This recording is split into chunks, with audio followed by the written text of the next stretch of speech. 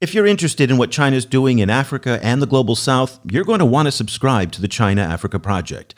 We've indexed every major news story going back years, and it's easily searchable by country, topic, or keyword.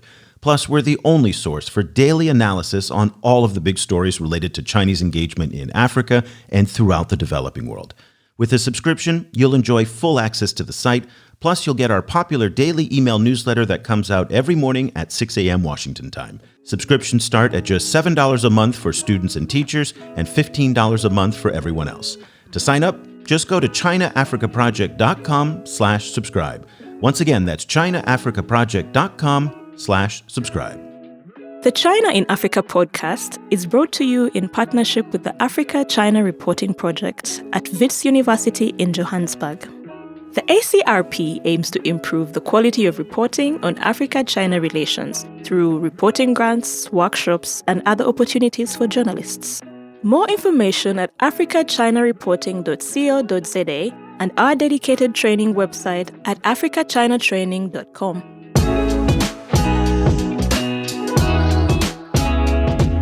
Hello and welcome to another edition of the China in Africa podcast, a proud member of the Syndicate Network from SupChina.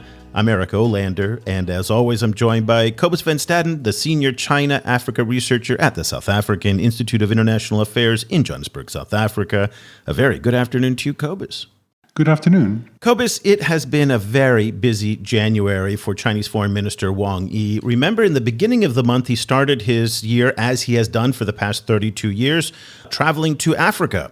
And he went to Eritrea and then also to Kenya. And then later he went on to 3 other Indian Ocean states. But immediately upon his return, he turned right back around into some very high-profile diplomacy in the eastern Chinese city of Wuxi, which is just outside of Shanghai, for what we called in our newsletter the diplomatic equivalent of speed dating, when he met with 5 foreign ministers back-to-back from both Persian Gulf states and Turkey, as well as the Secretary General of the Gulf Cooperation Council. So during that week, he met with the foreign ministers from Saudi Arabia, Oman, Kuwait, Bahrain, Iran, and Turkey, all in the space of 1 week. Now, it's really important because this was an absolutely unprecedented week, because never before have we seen such a large coalition of Gulf states work in concert with one another to fly to China the way that Saudi, Oman, Kuwaiti, and Bahraini foreign ministers did, plus the GCC secretary,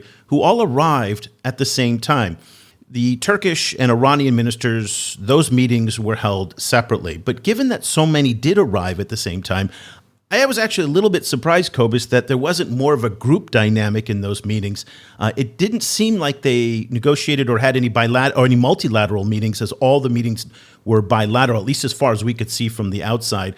The main highlight of the talks with the GCC was some expectation that Global Times was teasing and never came forward, was a free trade agreement between China and the GCC.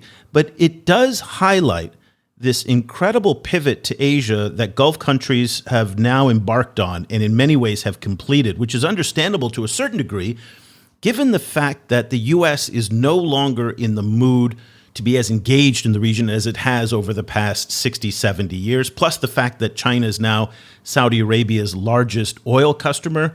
It's also Iran's lifeline to the outside world. They've just signed a massive deal that we talked about last year, and we'll talk about again this year, and is now starting to work up a little bit. Also, the Chinese are playing an instrumental role in the Iranian nuclear negotiations as well. And also the fact that the Chinese have emerged as one of the largest buyers of gas from the United Arab Emirates, Qatar, and others. So it's an instrumental region economically for the Chinese, and increasingly in the diplomatic realm as well. Now, while it seems that China's influence in the region is a relatively new phenomenon, scholars who follow this space, including our guest today, are going to tell you that this is a process that has actually been underway for a very, very long time. But a lot of people haven't been paying enough attention to what's going on. So to them, particularly folks in Washington, this is something new, and it's making them very, very nervous. Now, that anxiety was on full display last week at a webinar hosted by the Middle East Policy Institute in Washington. And I'd like to play a couple of sound bites for you just to help set up our conversation about the anxiety in the United States. The first person we're going to hear from is a gentleman by the name of John Alterman, who's the Middle East Program Director at the influential think tank, the Center for Strategic and International Studies in Washington. And he really laid out the case as to why he thinks China is bad for the Middle East. China also insists on bilateral ties where China is a giant. China doesn't obey the rules. China muscles countries to support Chinese demands. In this Iran relationship, for example, China represents more than 30% of Iranian trade. Iran represents less than 1% of Chinese trade. And you know who the major partner is, who the senior partner is in that relationship. China talks about win-win relationships. But in reality, countries that are in relationships with China have to deal with the fact that China is a behemoth that doesn't believe in big international rules-based orders, but believes in a relationship where it can squeeze the smaller partner. And we've seen that turning into debt traps in Sri Lanka, in Africa, and elsewhere. Oh, there we go, Cobus. You know you can't go through a webinar in Washington without at least one debt trap reference, but that wasn't the only. I mean, it's just like almost a guaranteed thing. Again, you heard some things there. I think if you're sitting outside of the United States, particularly in the Middle East, and you're hearing about China bullying in the Middle East, it's a little bit weird to hear that coming from an American stakeholder, given the fact of what's happened with the United States in Iraq and elsewhere in the Middle East. But let's continue. Another comment came from former Virginia Congressman Jim Moran, who's also a board member of the Middle East Policy Council and a senior policy advisor at the Washington office of the law firm Nelson and Mullins. Let's take a listen to hear how he differentiates the U.S. and China in the Middle East. I worry greatly that there is an alliance developing. If you see where the Belt and Road Initiative has taken China, they go into a country and generally they're fairly well received. Obviously, they bring a lot of money with them. Now they're not bringing as much financial investment in hard infrastructure as they had, but they've got a lot to offer. In terms of the Middle East, there's a critical element in terms of the relationship which has been, I think, difficult with the United States because when we talk with Middle East rulers, we invariably bring up the things that trouble our population, our Congress, and our State Department and Defense Department. But when China talks with most Middle East rulers, the Middle East rulers don't care about the treatment of Uyghurs in Xinjiang. They don't care about what has happened in Hong Kong. They do the same. If China wanted to invade Taiwan, they're certainly not going to stand in the way. The human rights is not an issue. Authoritarianism is not an issue. Suppression of free speech, that's certainly not an issue. And so there isn't that kind of clash that invariably occurs in our diplomatic discussions with the Middle East. I have no idea what country he is talking about when he says our, because he is not talking about the United States, who for 7 decades looked the other way on human rights violations in Saudi Arabia, who has made Egypt its second largest recipient of foreign aid, who really did nothing in the conflict in Yemen, did not stand up during the Arab Spring in Bahrain and Qatar and other countries. I mean, the revisionism is shocking to me, Cobus. But anyway, this is what passes for discourse in Washington today, and this is what the discourse is about the Chinese in the Middle East. In many ways, it sounds quite similar to what we've heard about the Chinese in Africa, too, from Washington folks. Yes, it does sound very similar. And the fact that both China, like that both Africa and Sri Lanka are coming up in the debt tracking narrative is not a surprise, obviously. But it's also interesting how how Africa is increasingly being used as this kind of shorthand to talk about other regions' engagement with China, even though the shorthand is based on completely, false narratives in many cases. So, it is interesting that the anxiety is kind of mounting like this. But I also wonder, so much of this narrative is kind of based on half-truths that I wonder kind of kind of what kind of policy it's going to lead to. It's a little bit worrying. It is very concerning, and partly because the arguments that are presented in Washington by the people that you just heard from CSIS, from the Middle East Policy Institute and others, and the former congressmen are very unsophisticated and unrefined. And that's why a new book that just came out, the Routledge Handbook on China-Middle East Relations, is so important because it needs to be read in Washington and other capitals to understand the complexity of this and the historical context, and it's nowhere near as binary. The new book is available now out on Amazon. It was edited by Jonathan Fulton, who is an assistant professor of political science at Zayed University in Abu Dhabi and a longtime scholar of China, Middle East, and Persian Gulf affairs. He's been on our show before, and we are thrilled to have him back. Jonathan, very good afternoon to you, and congratulations on the book. Thanks, guys. I'm thrilled to be back. It's always great. It's one of my favorite podcasts. Really, always listen. Well, it's great to have you, and we're really looking forward to our conversation today. For regular listeners of our program, you will recognize quite a few of the contributors to this new book. Mohammed Al-Sudari, Lina Ben Abdallah. Mohammed Al-Sudari, by the way, is from the King Faisal Center for Research and Islamic Studies. Lina is from Wake Forest University in the U.S. Andrea Giselli from Fudan University in Shanghai. And Alessandro Arduino from the Middle East Institute at the National University of Singapore. All former guests on our show, and all have written chapters in this new book. There are also a number of Chinese and European scholars who also wrote chapters for the book. So it really does provide an excellent cross-section of different views on the issues of China's engagement in the Middle East and the Persian Gulf. Jonathan, let's start first with, I'd like to get your take on the foreign ministers meeting, and then also a little bit of an assessment of your views of the discourse in Washington. And then we're going to spend the rest of our time talking about the issues that you raised in your book. Let's start with the meetings in Wuxi and give us your take on the outcomes and the significance of those meetings. Right. So it was really interesting. A lot of the points you brought up in your intro. To see so many high-level reps from the Middle East all showing up at the same time. If you hadn't been paying attention, it would have been really quite surprising. But, just looking at the context of looking at what's happened just in the last year, right, where Wang Yi made 2 really big trips to Middle East, North Africa. Last March, he visited 6 countries, and then in July, he visited Syria, Egypt, and Algeria, I believe.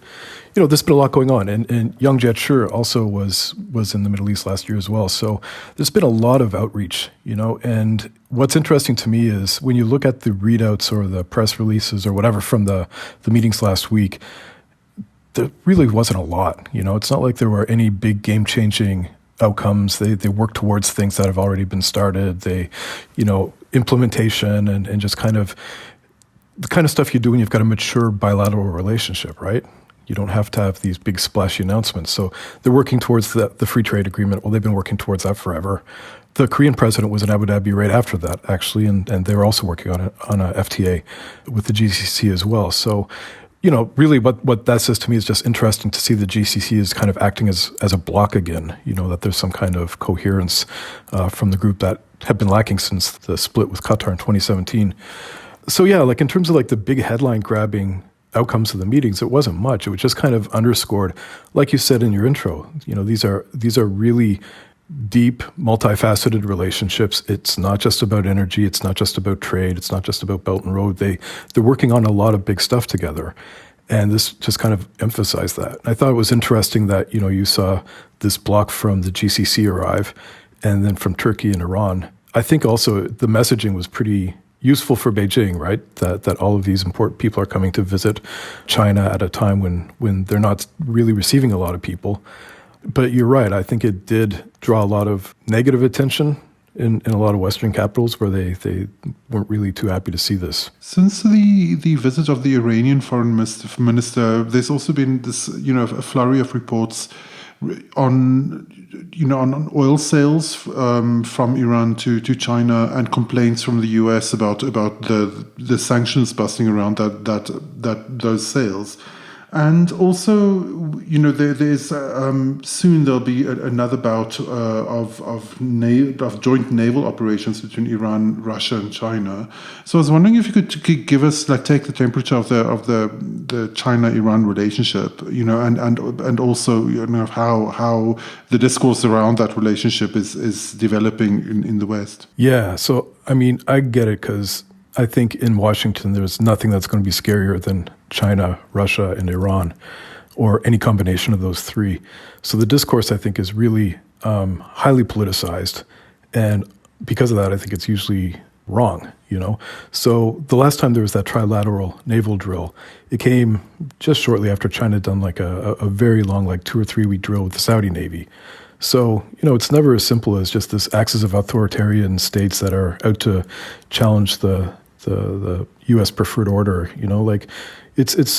There's a lot of moving parts, and I think the idea that China and Iran represent a future alliance is really misguided. For one thing, China doesn't do alliances. They haven't for decades. But also because China doesn't see the Gulf the same way the U.S. does, and they're certainly not neutral. I think it's pretty clear from looking at trade and investment and overseas populations that they favor the Arab side of the Gulf. But they also see in Iran a pretty important, powerful country. So I think they're hedging, playing both sides, but I think they're doing it pretty skillfully. And in terms of the trade and sanctions and oil, we've seen this a lot with China over the years, which is why I always kind of warn people to take a deep breath before they get too excited about China and Iran. What we saw last March when Wang Yi went to Tehran and they announced that they'd finally agreed on this comprehensive strategic partnership. That, by the way, had been in the works for 5 years at that point. And again, there's really nothing qualitative that's been announced from it. It's just an agreement to work together. So reports about Chinese bases or 400 billion, all this stuff is really hype. Basically, it's taken them a long time just to get to this level. And they announced last week that they're at the implementation stage. So they're finally starting to figure out what they're going to do with this partnership. But, they signed the same partnership with Saudi in 2016, and they activated immediately. The UAE one as well was signed in 2018, and they immediately appointed, really high-profile leaders from both countries to kind of run the point guard on the partnership. And you've seen meaningful stuff being done, with the COVID cooperation and vaccine trials and manufacturing and stuff. So it doesn't really represent, to me, a big deal that China's starting to figure out what they want to do with the Iran relationship or partnership. One thing I think that's interesting is they announced it last year, and then they announced in the summer that the roadblock towards Iran becoming a full member of the Shanghai Cooperation Organization had been removed, that they accepted its application to become a full member. Now, neither one of these two things, on the face of it, they seem quite dramatic, but the partnership deal, the 25-year partnership, and the SCO membership, neither one of them is really worth anything if Iran is still under sanctions. If there's no financial institutions that can operate out of Iran, then what's the good of having these, investment mechanisms and deeper trade mechanisms? So I think what this is from the Chinese side, and this is speculation, but I've been watching it a long time, I think this is Beijing saying to Tehran, you go back to the JCPOA and you stop making a mess of the region.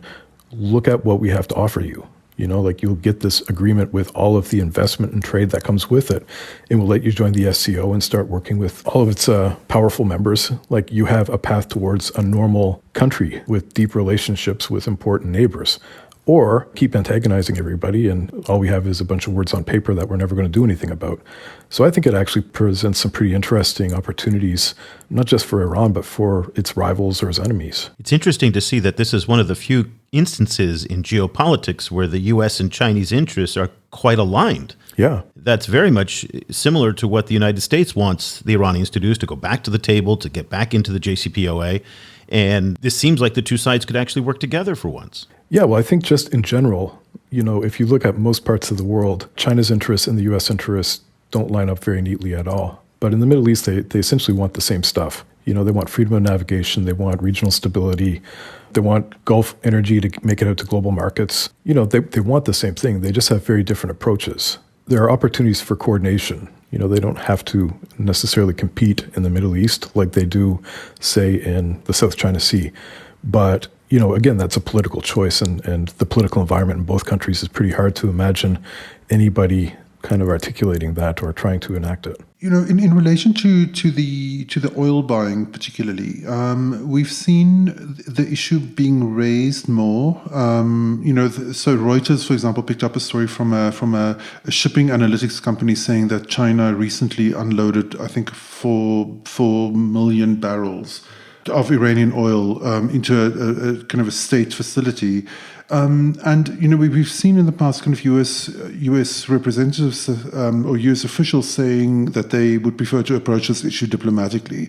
So I was wondering whether you see any kind of movement on this kind of diplomacy around this issue, and like what the kind of thinking is about the future of the sanctions and oil buying itself, because we've seen so many reports over the last while that there's a kind of a laundering process where Iranian oil is kind of exported to a third country and then imported to China from there, and kind of all kinds of different ways, kind of shipping transponders being switched off and so on, different ways that they were kind of like getting around the sanctions. So kind of where do you see the kind of oil sanctions situation going in relation to China? Yeah, so I'm really not a specialist on energy stuff, and it's way too complicated for me. But I think just looking at it politically, a lot of these reports have been somewhat recent. Like, we know that there was some, third country action. I think Malaysia was seen as one that was doing it quite a lot earlier last year.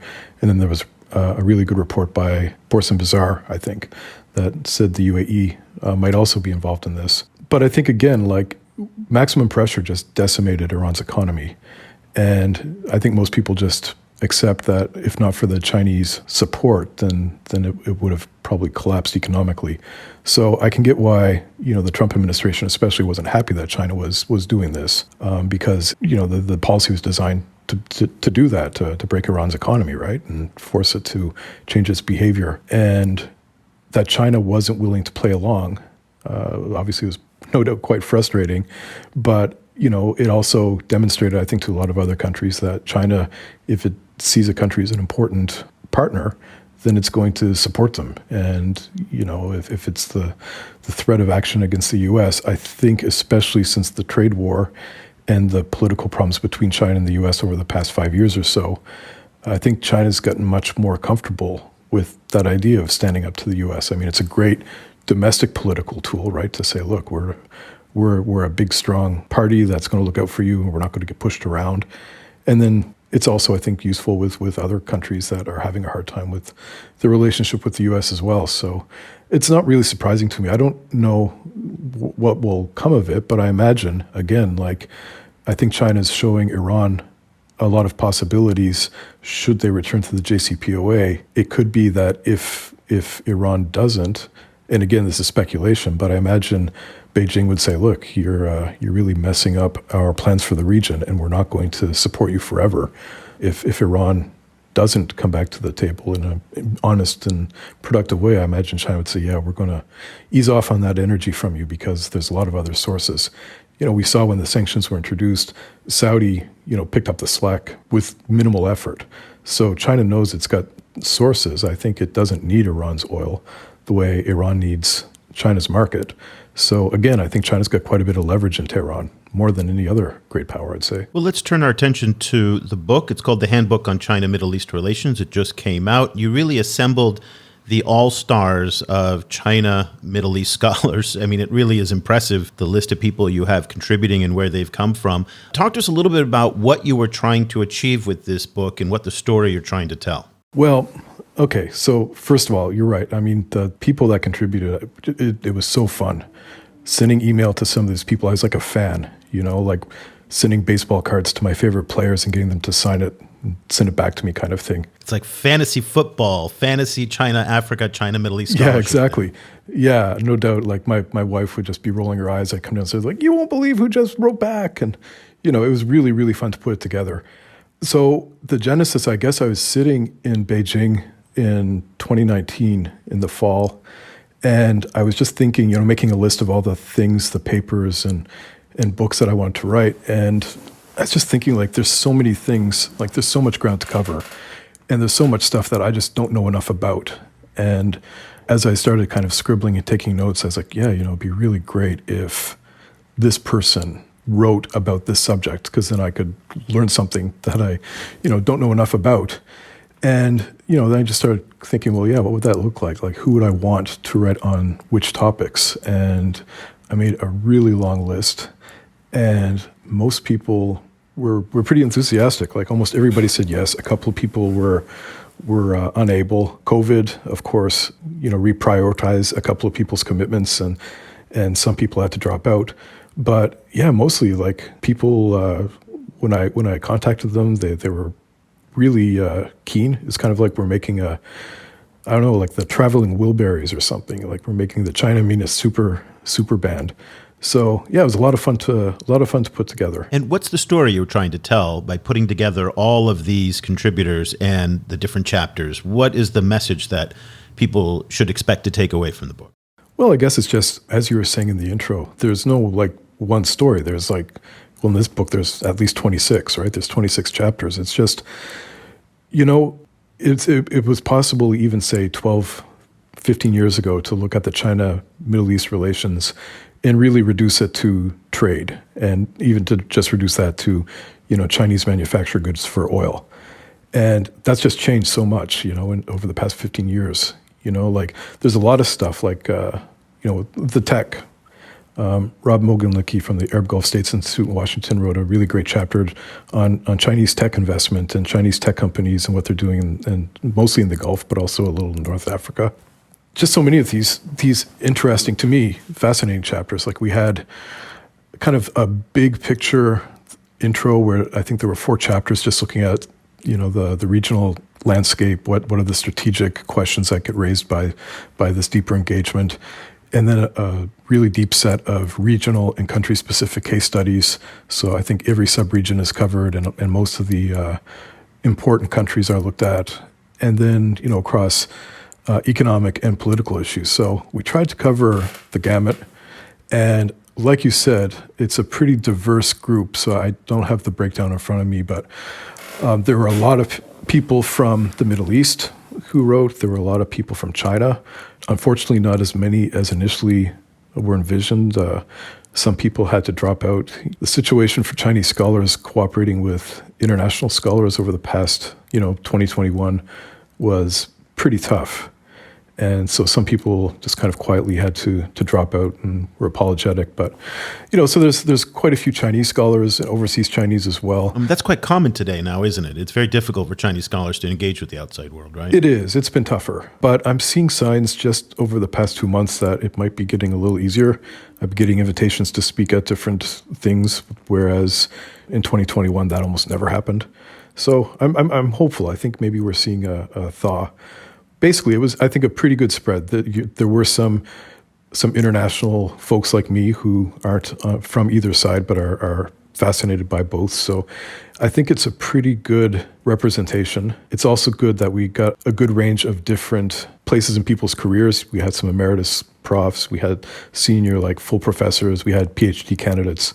So I think it's a really, to me, it's the most comprehensive and the most diverse book that's come out on China and the Middle East so far. In your own chapter, which provides a kind of an overview of how China emerged as a Middle East power, you start off with this quote saying that, China basically became a Middle East power gradually and then suddenly all at once.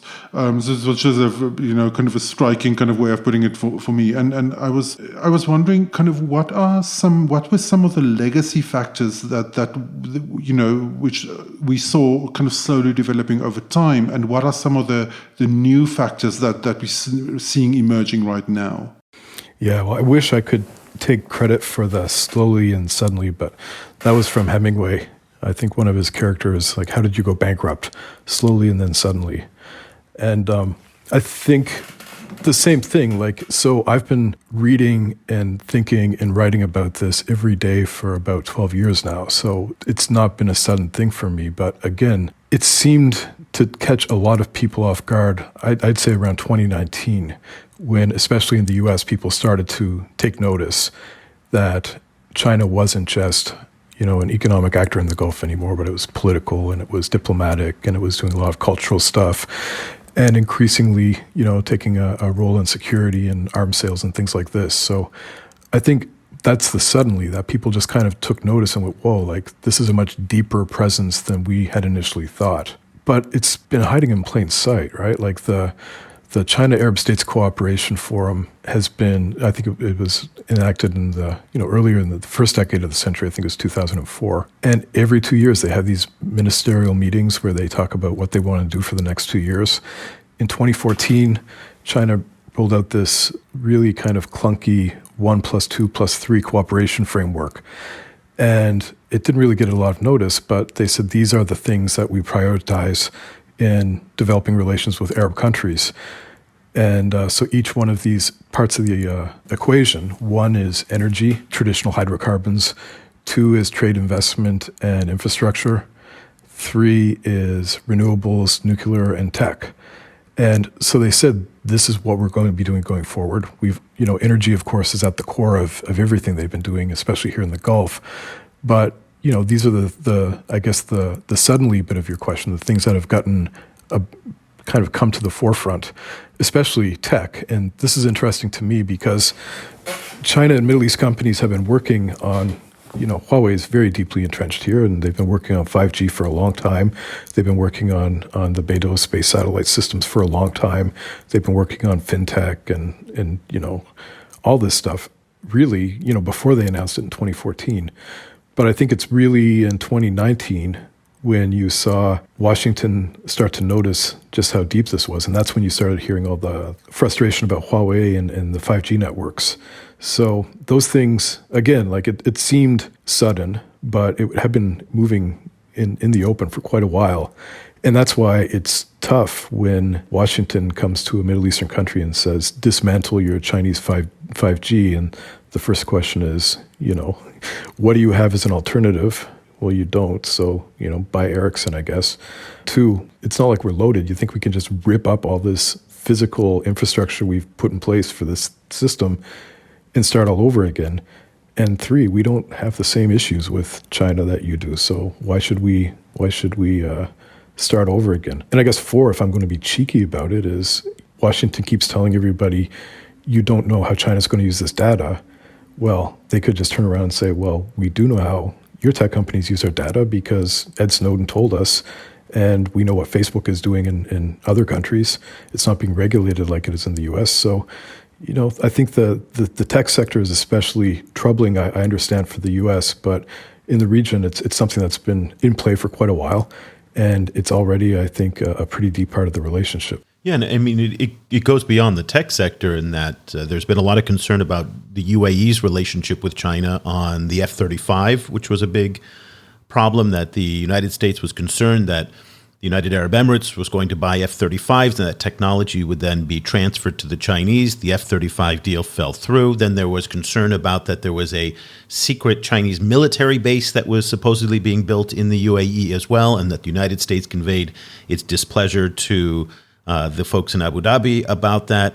There's just been growing anxiety in Washington, as we mentioned at the top of the show, about the closer relationships, both in Israel, in the UAE, even in Egypt as well.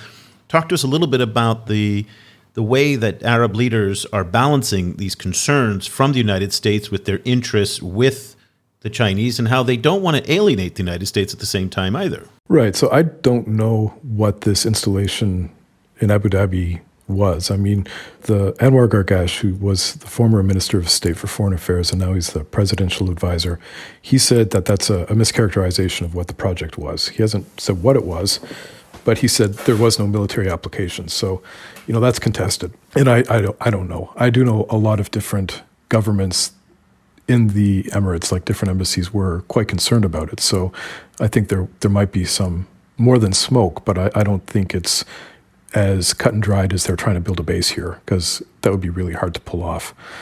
And I think really that story to me, the big problem I have with that is, if China did have something here, it would fundamentally change the relationship between the UAE and the US in a way that's not necessarily in China's interests, right?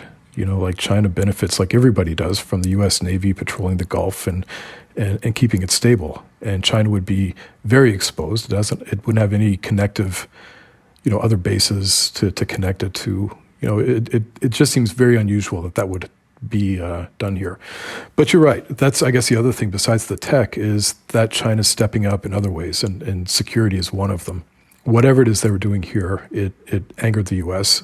The F-35, I think their concern was that Chinese software or China's infrastructure for different digital programs would either compromise U.S. systems or collect information in a way that they don't want. You see other stuff, right? So there was, in December, CNN reported that China's helping Saudi develop a ballistic missile program. And that really, that was the thing that really put those two countries on the path towards official diplomatic relations. Was back in the 80s. Saudi wanted ballistic missiles during the war between Iran and Iraq, and the U.S. couldn't sell them because of pressure from the Israeli lobby in Washington. So, the Saudis had two other choices, the Russians or the Chinese, and they were so anti-Soviets that they quietly went to China, bought these ballistic missiles, and within no time had resumed diplomatic relations. So I think what's interesting is that China is, in the past, the way I always saw it was China was willing to play a lesser role in some of those more strategic sectors because they didn't want, A, to alienate the U.S., or B, cause any tension between the U.S. and its allies and partners. So, they could do things like sell UAVs because the U.S. doesn't sell armed drones in the Middle East. So China could say, well, look, we're not cutting into your market. We're selling something you don't sell. But otherwise, they always seem to kind of play a more modest role in those areas. And again, I think with the trade war, is what I keep, looking at as this inflection point. China probably looked at their massive interest in the Gulf and thought, well, look, if it's great power competition is driving their security and defense and foreign policies, then we have to play a more robust role in places where we have deep interests. So that means, okay, maybe we work with the Saudis on missiles, and maybe we work with the UAE on other strategic things that in the past we wouldn't. So I think, we are seeing a much more strategic approach to the region from China, and one that's increasingly asserting itself as an alternative to the way the U.S. does the region. So it's a really interesting time to be watching this stuff. Based on the kind of writing in the book, what do you think is the calculation among, this is a broad question, but what is the calculation among Middle East governments in terms of, in the first place, what they would like China to do, and then in the second place, what the trajectory is of future U.S. engagement in the region, and whether whether the U.S. will maintain or whether there will be a decline in engagement. So, maybe a different way of asking this is, are they thinking that China is going to replace the U.S. in providing certain kind of shared goods in the region, or are they actually looking for something else from China that the U.S. that isn't really on the menu of what the U.S. would like to provide? Well, I think if they're expecting China to replace the U.S. wholesale, they're dramatically misguided, because China's indicated that they have no interest in that. And again, with their non-alliance policy, it's pretty clear that they wouldn't have that kind of role. I think what Middle East leaders see in China, it's what all of us see, right? If you're watching international politics, you see that, we're undergoing a regional, like an international order restructuring. This liberal international order that the U.S. led after the Cold War isn't going to cut it anymore. And you're seeing China acting more independently, and Russia is, and the EU is, and a lot of countries are kind of making provision for what's changing. And in the Middle East, good or bad, external powers have always been a big deal here, whether it's the Ottomans or the British or the Americans, because it's a strategically really important part of the world. So they're used to having outside actors play a big role, but they look at the U.S. and they listen to every American politician and every U.S. military leader. They've identified the Indo-Pacific as their priority theater. They've identified strategic competition as the framework for their security foreign policy. They've got this, the 1+2 framework. So the 2+3 framework. So the two biggest threats to American interests they've identified as Russia and China, and the three secondary ones are Iran, North Korea, and terrorism. So it really looks like there's less and less anchoring the U.S. in the Middle East. And I think the leaders and publics in the Middle East can see that, and they're thinking, well, we need to make provisions on our own. We can't expect the U.S. to continue leading this region, for good or bad. I mean, Pax Americana hasn't always looked very Pax-like here. So maybe they're reading the writing on the wall. I don't think it's a matter of us or them, like U.S. or China. I think they look at it as it's a much more fluid system, and they've got a lot of different powerful countries to work with. I mean, they can, if they aren't getting what they need from the U.S., then they can turn to China, but they can also turn to India. Or like we saw this week, they can turn to South Korea and buy missiles. There's a lot of countries that have deep, deep interest in the Gulf. All of their biggest trading partners are almost all Asian. So you can see countries like Japan, Korea, India, China, of course, Indonesia. I mean, these countries are all deeply engaged here. And I think what's happening is Gulf leaders are actively participating in this. The year before COVID, so in 2019, the Crown Prince of Abu Dhabi, Mohammed bin Zayed, traveled to, God, I don't know how many Asian countries, but he'd been, just in a couple of years, he'd been to India, Pakistan, China, Japan, Korea, Singapore, Malaysia, Indonesia, signing massive investment deals and diplomatic partnership agreements. So yeah, they're looking to a more diverse playing field, not one where the U.S. calls all the shots. And I think they're just trying to also hedge their bets and try to get as many powerful countries on their side as possible. I think the reason why China is so striking to so many people, is, it's a dramatic story. Everything China does is going to sell newspapers. But also, most of those countries I've just listed are U.S. allies or partners. So you don't really expect a big change in how they would engage with the region. But China is, the U.S.'s main strategic competitor. So everything it does brings that edge to it as well and makes it, and also the fact that it's got the Belt and Road, they've got this roadmap saying this is how we're going to do what we want to do.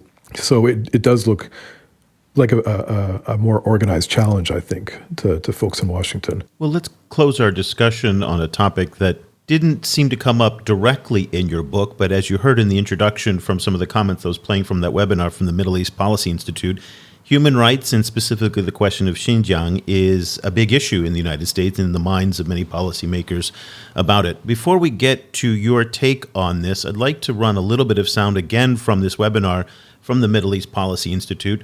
This one comes from Camille Lons, who's a research associate in the Bahraini office of the International Institute for Strategic Studies, and she did a really, really nice job in laying out the Xinjiang question as it relates in the Middle East and the Persian Gulf. There is a dimension also for China of regarding its own Muslim minorities. There are a few thousands of Chinese Uyghur fighters, for example, in countries like Syria or Iraq, and that are of great concern to China in case they return to the country and create instability. So Beijing has been keen to cooperate with some countries in the region to share information and potentially as well to deport some of these Uyghur fighters back to China. And there is also linked to this the reputational perspective as well.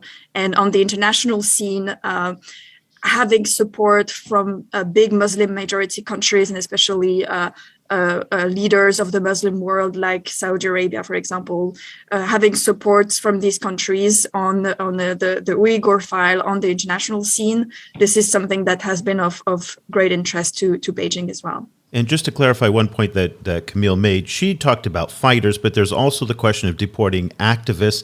It's been rumored that Saudi Arabia is preparing to deport 2 activists back to China, Uyghur activists. Also, Morocco is purportedly ready to deport a Uyghur activist who was picked up while transiting from Turkey as well. So it's not just fighters, it's a lot, but Xinjiang does play a large role in this, and the presence of Uyghurs in these countries is also very important as well.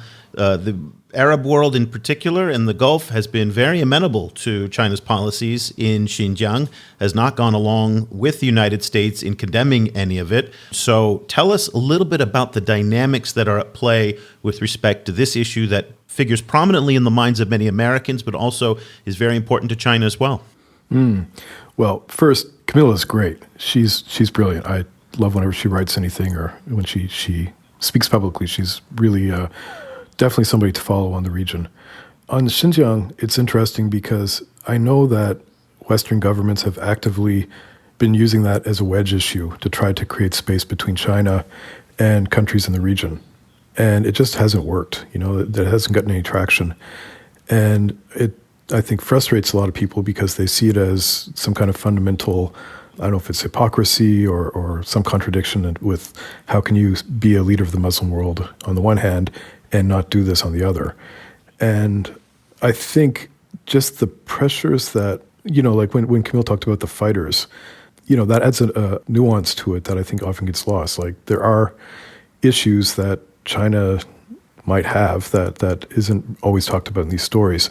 I do think what China's doing in Xinjiang, I'm a Western liberal, so obviously I think it's awful, but I don't think everybody's a Western liberal. And I think a lot of leaders in the Middle East, when they hear Western countries talk about it, they think, who are you to talk about anybody on human rights, given a lot of the horrible things that you've done? And I don't think that's a very good justification or explanation. But I think the other thing that they'll often say is when they talk to Chinese leaders about Xinjiang, and I know that it happens a lot, China's pretty consistent in saying political Islam is an ideology that they consider a threat to the state and to the party, which, obviously the party's more important than the state in China. And this is how we're dealing with it. We're taking this religious ideology and, if you don't like it, tough, but that's how we're dealing with it.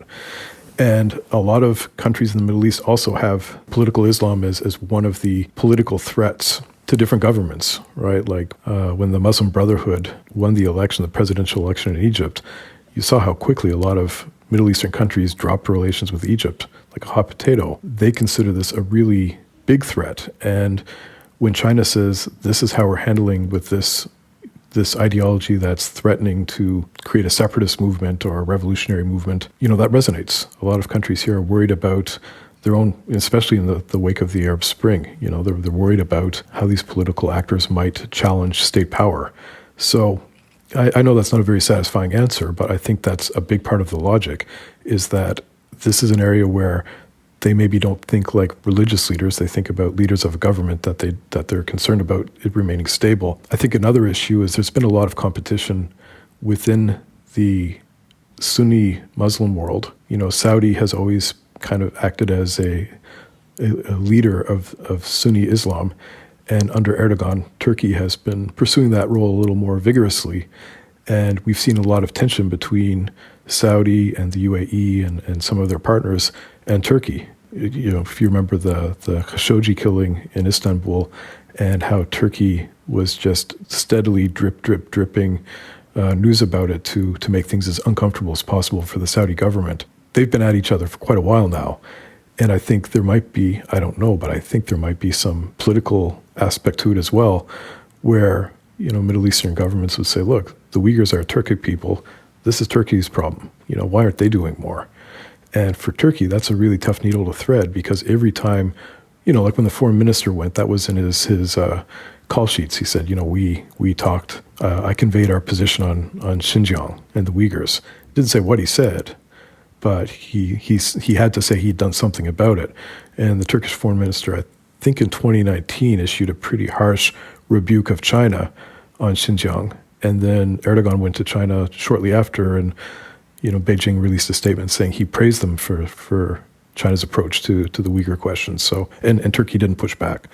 So that might be, I guess, the last part of the puzzle is there might be some kind of concern about.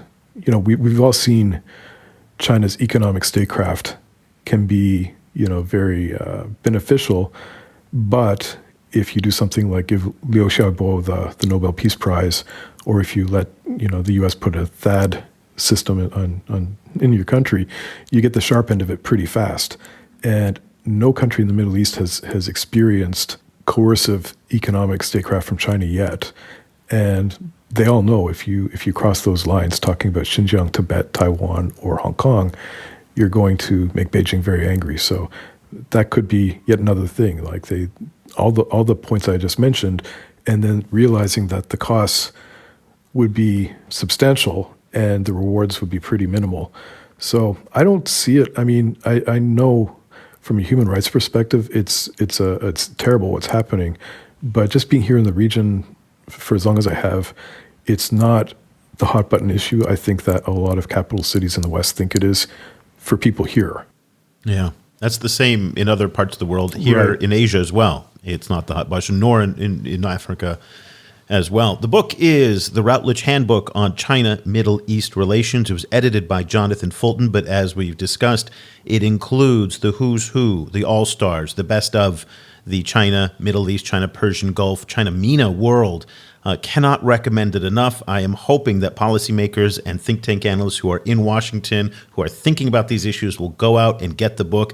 It is available on Amazon. I highly recommend you get the Kindle version, just $45. Very reasonably priced. The hardback, I won't even say how much it is. It's really expensive. It's really expensive. But the Kindle version is available now. It's really expensive, but it feels really great to buy, I'm told. Multiple copies. There we go. It makes for a good stocking stuffer. Yeah, for the nerd in your life.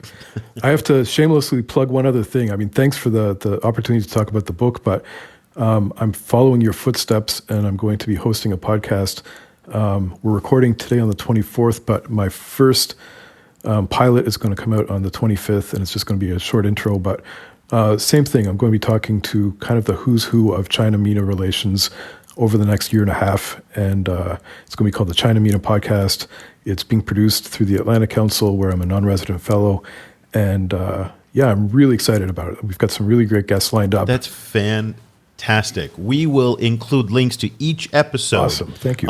In our Twitter feed and also in our newsletter, and we will showcase some of the commentary that comes out of this podcast, because the conversations you're going to have with these folks is going to be, I can't wait to listen to it. So again, we're going to have you back once your podcast is up to kind of get a sense of what is going. You can follow the podcast and the book. I'll put links to all of this in the show notes, because by the time this show goes out, we should have a podcast link. And if it's not, I'll post it on the China Africa Project Twitter feed for you to download the podcast as well. Jonathan, if people want to follow what you're reading and writing these days, what's the best way for them to do that? I guess, like everybody, it's with Twitter at Jonathan D. Fulton.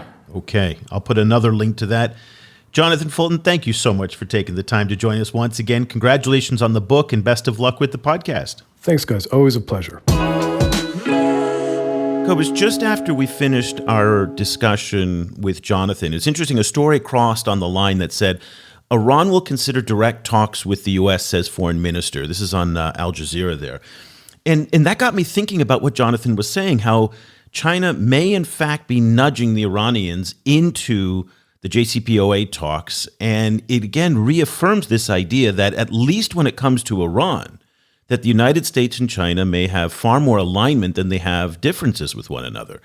And we've seen this in a number of instances where the Chinese and the U.S. do have common interests, but it's difficult for them to be able to take advantage of those commonalities simply because the political space of maneuver now is so limited by the fact that extremists on both sides are driving the politics. Yeah, I mean, it's that's the one problem, is that there's just this kind of like zero-sum kind of discourse about, on both the Chinese and the US side.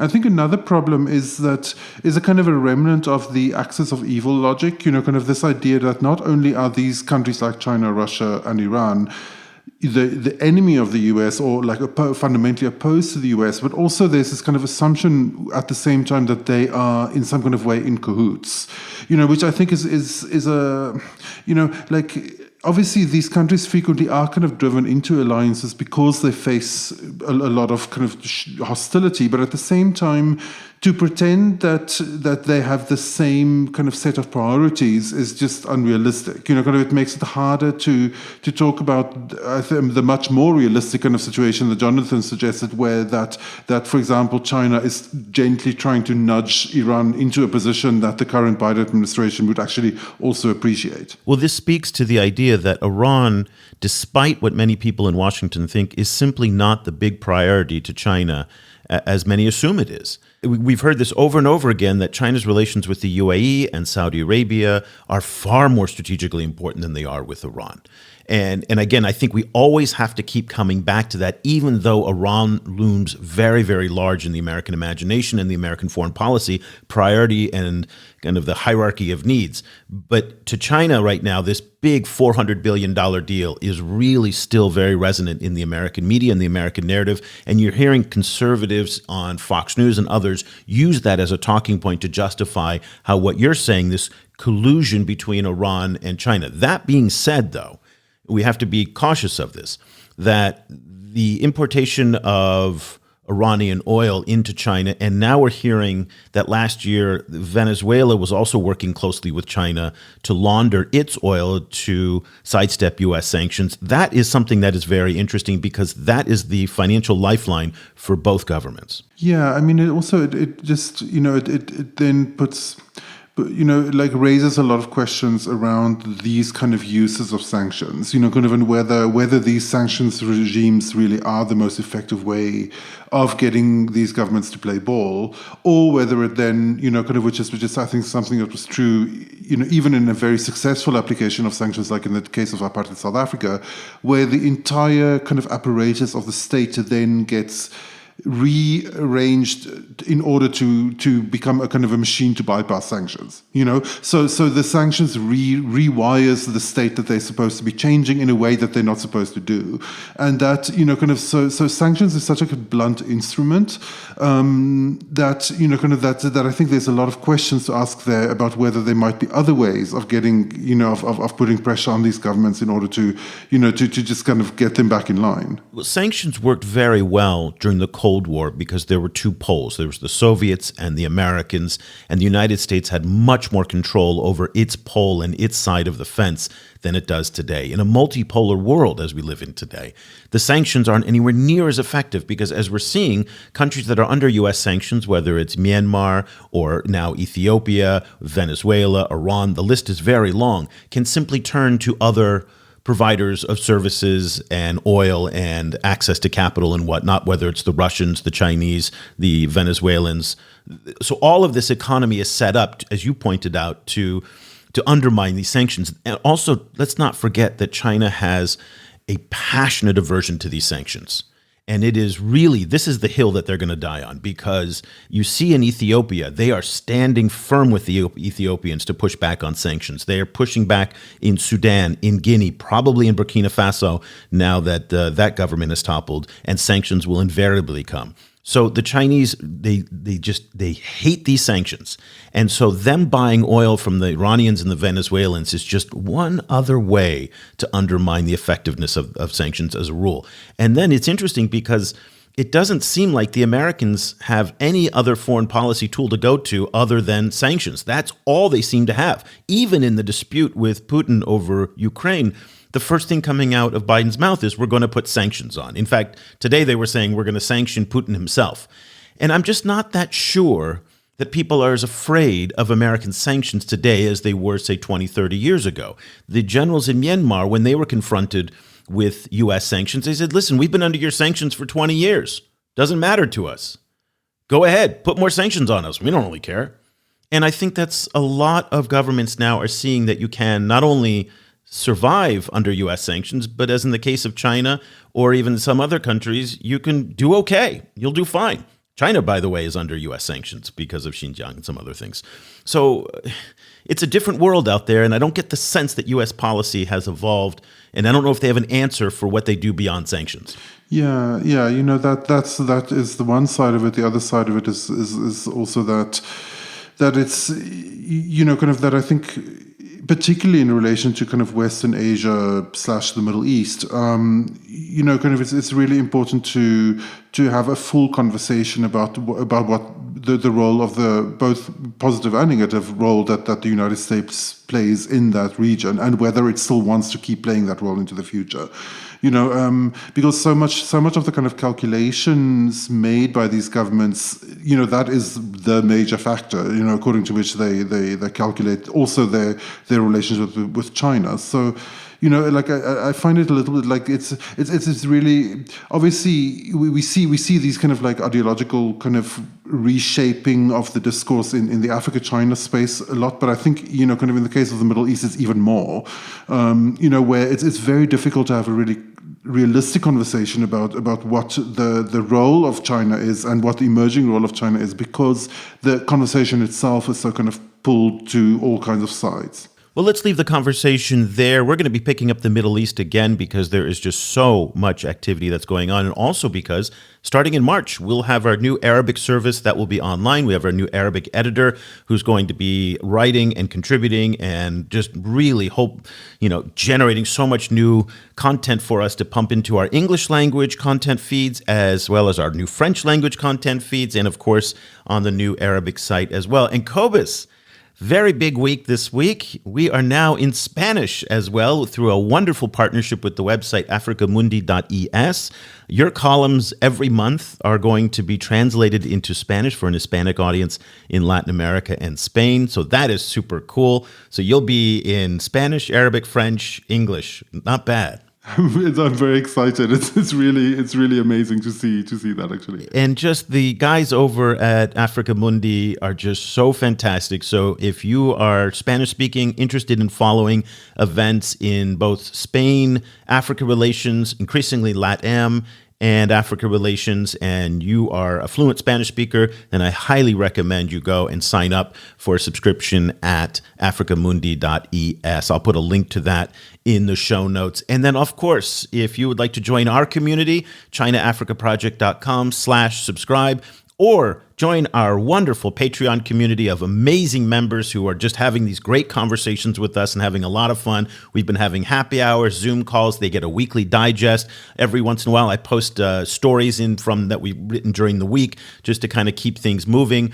And then people are also just reaching out impromptu and saying, I'm working on a story, or I've got a homework project. Can you help us with it? And we love engaging with our Patreon members there as well. Patreon.com/China Africa Project. It's a great way to support the show and to support independent journalism. So for Cobus Van Staden, I'm Eric Olander. We'll be back again next week with another edition of the China in Africa podcast. Thank you so much for listening.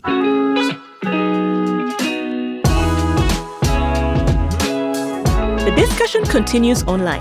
Head over to facebook.com/China Africa Project to share your thoughts on today's show. For more information about the China Africa Project, go to ChinaAfricaProject.com.